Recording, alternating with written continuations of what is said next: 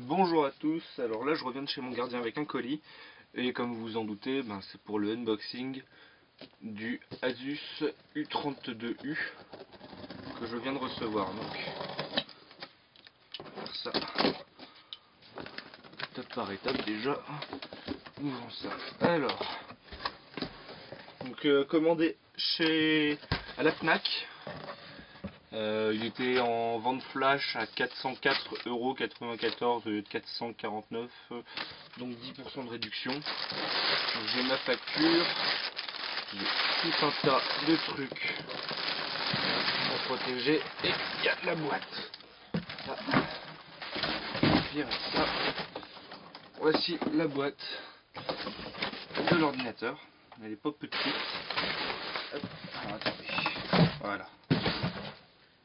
Donc, la boîte Asus, assez sobre, une EcoBox,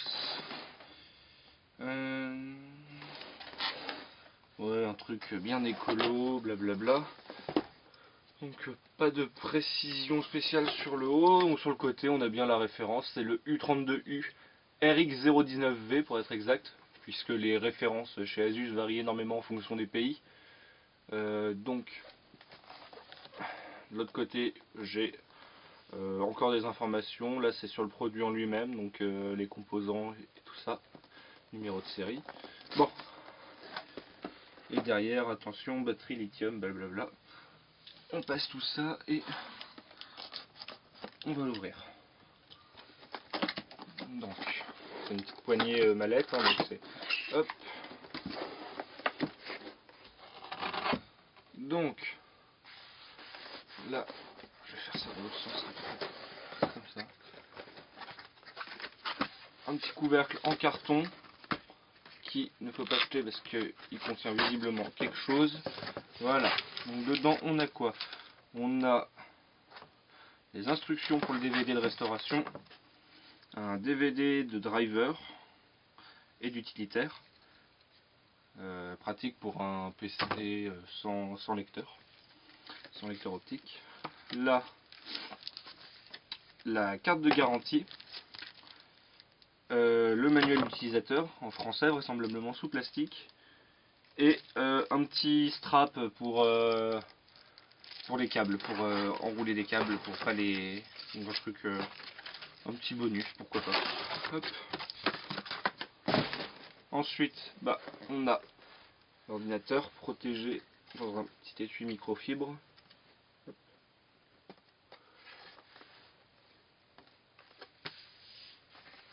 Il est très joli, très fin.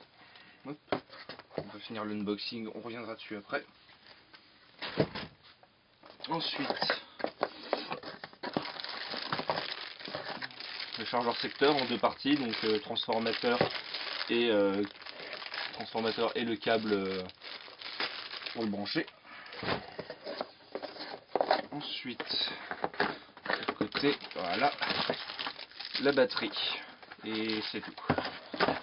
Voilà, donc un packaging basique, mais relativement simple quand même.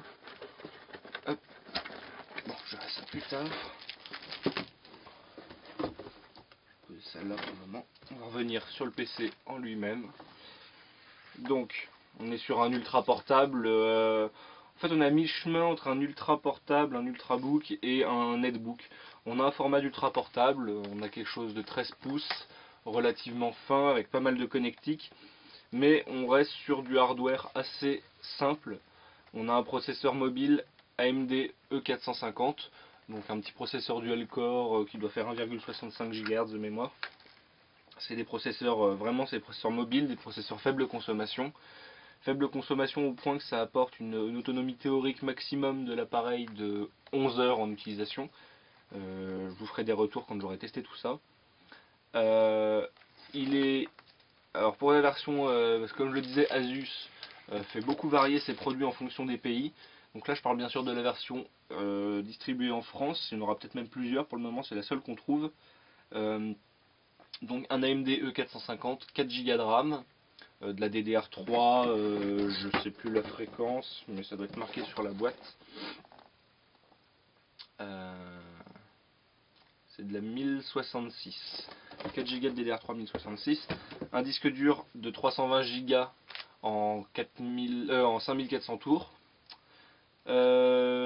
écran 13 pouces, pardon, 13,3 pouces, résolution 1366 par 768, donc assez basique, mais on trouve mieux maintenant, mais pour le prix, c'est relativement honnête. Une petite webcam en façade, un clavier AZERTY logique. Ah oui, la puce graphique donc intégrée au processeur, c'est une AMD HD 6320. Pour ce qui est du poids, il fait avec la batterie haute capacité, donc celle qui est fournie avec, c'est une 6 cellules. Il est à 1,7 kg. Et donc, je vais m'empresser de mettre la batterie. Si j'arrive, je vais pas me faire chier.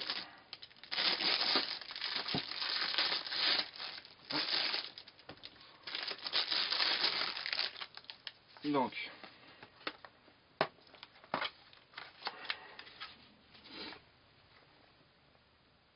je sais pas s'il est déverrouillé ou pas. Non, il a l'air déverrouillé.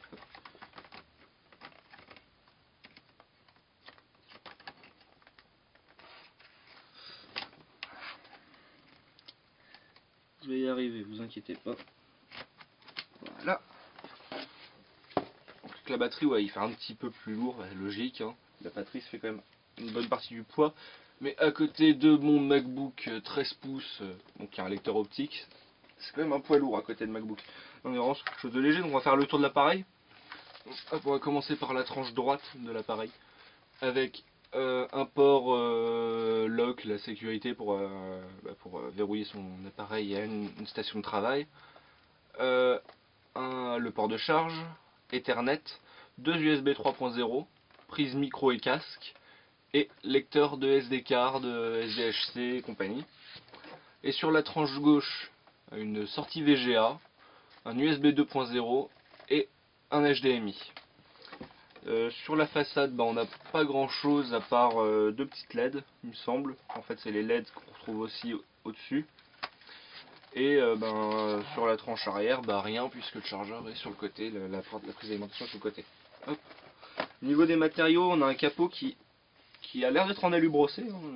C'est froid, donc c'est pas de l'imitation alu plastique. Sauf le haut là qui est en plastique, une bande en plastique en haut, une imitation alu brossé. Pareil, la charnière ici en plastique, une imitation alu brossé mais noire ce coup-ci. Donc il est bicolore, hein, il est noir et gris. Le dessous est texturé, un peu comme le fait Asus depuis un certain temps sur différents PC et même sur ses tablettes comme la Transformer. Bon, voilà pour ça.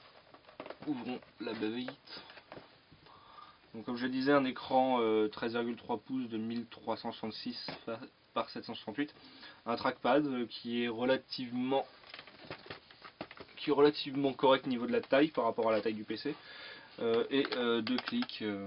C'est dommage, j'aime bien les clics quand ils sont inclus au trackpad comme le font Apple sur le MacBook. Mais un clavier qui a l'air tout à fait standard et qui a l'air relativement agréable à utiliser.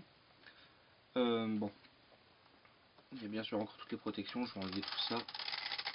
Hop, que je puisse laisser ma bouffe aller dans le clavier tranquillement. Joke, hein, bien sûr. Ah oui, Windows 7 Home Premium 64 bits. Voilà. Bon, on va le booter.